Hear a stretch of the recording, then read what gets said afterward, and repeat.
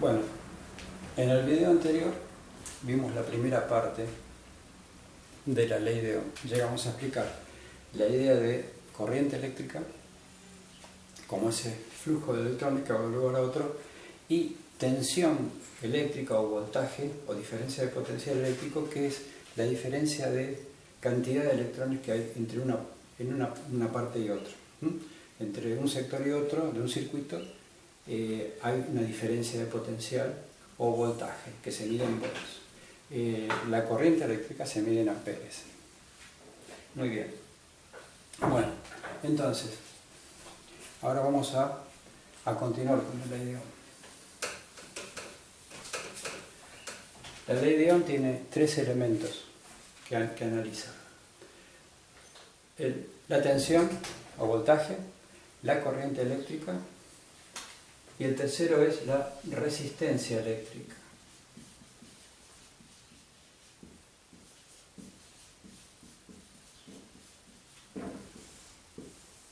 ¿Qué es la resistencia eléctrica? Habíamos hablado de conductores al principio, ¿se acuerdan? Que habíamos dicho que había conductores y había aisladores. Había elementos que dejaban pasar con mucha facilidad a los electrones y esos presentaban una resistencia eléctrica muy pequeña, muy bajita. En cambio, la madera y otros elementos no dejan pasar la corriente eléctrica y esos presentan una resistencia altísima, muy grande. Entonces, cuanto más baja sea la resistencia eléctrica, la corriente eléctrica circula mucho más tranquila, por decirlo de una manera simple.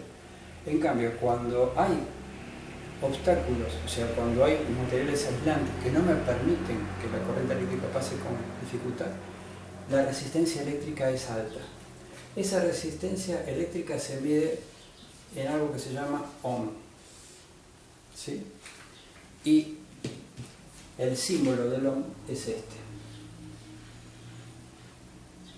esta letra, ¿correcto? Este es el símbolo del ohm. ¿Qué significa? Que un elemento determinado, que puede ser un conductor eléctrico o puede ser una determinada carga eléctrica. ¿Qué es una carga eléctrica? Lo que se conecta para ser alimentado y que funcione. El celular representa una carga eléctrica y consume determinada cantidad de corriente en un determinado tiempo y presenta una determinada resistencia a ese paso de corriente. Entonces ahí está la importancia de la resistencia eléctrica. Cuanto mayor resistencia eléctrica, más va a frenar el paso de la corriente. Veamos un ejemplo.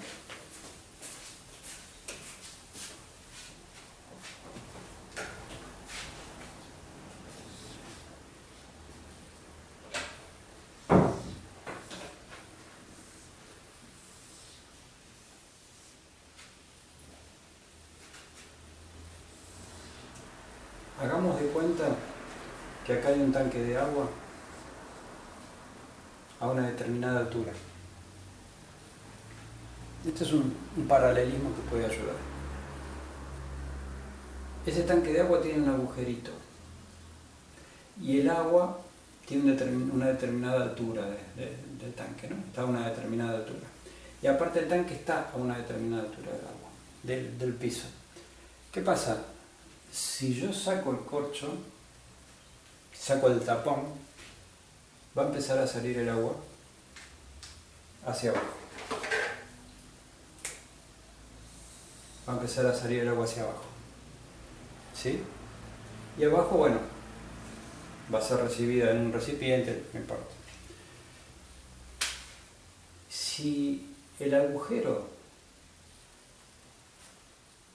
que le hice al tanque es muy muy chiquito, va a pasar mucha agua en poco tiempo o va a pasar poca agua. Va a pasar poca agua. Cuanto más chiquito es este agujero, la cantidad de agua que va a circular es más chica. Por lo tanto, el tamaño del agujero,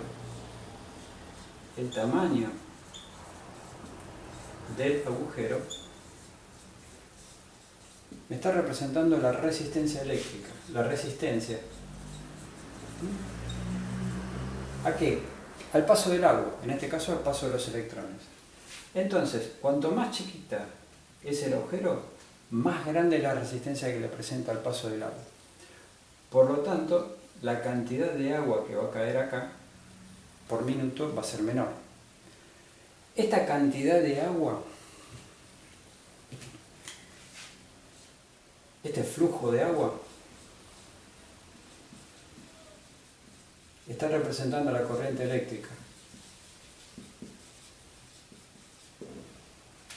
Está representando la corriente eléctrica. El paso de los electrones en un determinado tiempo. Eléctrica. El tamaño del agujero está representando la resistencia. Y la cantidad de agua y a la altura que está con respecto al piso, está indicando justamente la diferencia de potencial, o también llamado tensión eléctrica, o también llamado voltaje. O sea que los volts van a estar dados por esta cantidad de electrones que están a una determinada altura del piso. O sea, esta cantidad de agua que está a una determinada altura. Cuanto más cantidad de agua, más potencial tengo. Cuanto más grande es el agujero, la resistencia es más chica, entonces sale más cantidad de agua, o sea, hay más corriente. ¿Se entiende la idea? Imagínenselo, ustedes agrandan el agujero acá y el agua que sale un chorro mucho más grande, esto se baja más rápidamente y bueno, la corriente eléctrica, que es el agua, es mayor. ¿Pero por qué? Porque el agujero es más grande. Y la resistencia eléctrica, ¿cómo es? Más chiquita. Si yo dijese, bueno, ¿y si la resistencia eléctrica es cero? Si la resistencia eléctrica es cero, y queremos hacer el ejemplo acá, es como si agarrásemos un martillo y rompiésemos el tanque directamente. ¿Qué va a pasar? Toda el agua sale de golpe. Y toda ese agua que sale de golpe es lo que nosotros llamamos un cortocircuito. Es cuando todos los amperes, todos los electrones salen al mismo tiempo y es donde se producen los incendios, donde se prenden fuego las cosas, porque esa corriente eléctrica genera mucho calor y hace desastres. Entonces, la idea del cortocircuito es esa, es romper el tanque y que todos los electrones salgan de golpe. Por eso cuando ustedes ponen un potencial positivo y un potencial negativo y lo juntan con un cable que no representa resistencia, se hace un cortocircuito y se produce una especie de explosión, de chispazo grande. Eso es un cortocircuito, una gran cantidad de corriente que circula en muy poco tiempo.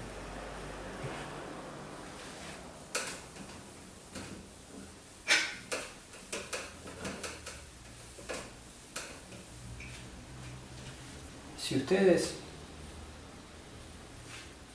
me dicen cómo es la ley de Ohm, me preguntan cómo es la ley de Ohm dice lo siguiente.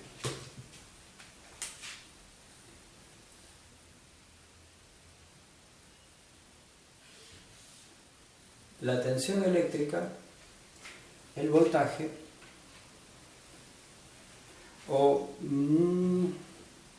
sí, vamos a hacerlo así, es igual a la corriente eléctrica multiplicada por la resistencia, que me olvidé de decirles, la resistencia se escribe con la letra R. Puede ser R mayúscula o R minúscula, por R. O sea que la tensión va a ser igual, tensión va a ser igual en volts a la corriente en amperes multiplicado por la resistencia en ohms. Y ustedes me dicen, bueno, ¿y esto qué significa? Que esta relación de corriente, tensión y resistencia se resume en esta pequeña fórmula que explica un montón de cosas. Ustedes fíjense, ¿qué está diciendo? Que la tensión eléctrica va a ser proporcional ¿qué? A la corriente que circula en un conductor o en un circuito multiplicado por la resistencia. Y así, ahora, a partir de ahora, lo que vamos a hacer es pequeños ejercicios, pequeños ejemplos de cómo funciona todo esto, ¿sí? Ahora, hagamos otra cosa. Pongamos todas las variantes posibles para después poder utilizarlas en los ejercicios que vamos a hacer en adelante. Hacemos un pasaje de términos. Si yo quiero saber cuánto es la corriente es igual a, ¿qué tengo que hacer? Dejar sola la corriente acá. Entonces, ¿qué hago con este valor que está acá de la resistencia? La tengo que pasar a este miembro. Si esta resistencia la paso de este otro lado, a la izquierda, ¿cómo tiene que pasar si acá está multiplicando? Pasa dividiendo. Por lo tanto, la tensión dividido la resistencia me va a decir cuánto vale la corriente. ¿Correcto? Y por último, si yo quiero calcular solamente la resistencia, ¿qué hago? En vez de pasar la resistencia a este miembro que pasó, la corriente. Entonces, ¿qué voy a decir? Que la resistencia va a ser igual a ¿qué? A la tensión dividida la corriente. Y con estas tres fórmulas vamos a poder hacer distintos cálculos a partir de ahora. Espero que quede claro. Fíjense, para dar un simple ejemplo, qué pasa con esto. Por ejemplo, la fórmula de corriente, les dejo esta sola. Que habíamos dicho qué pasa, que si la resistencia es muy baja, la corriente aumenta. Bien, vamos a hacer un mini ejemplo con esta fórmula. Vamos a hacer un circuito donde voy a poner, un circuito se dibuja generalmente, así se dibuja la fuente de tensión, que por ejemplo podemos decir que sea de 10 volts, acá positivo, acá negativo.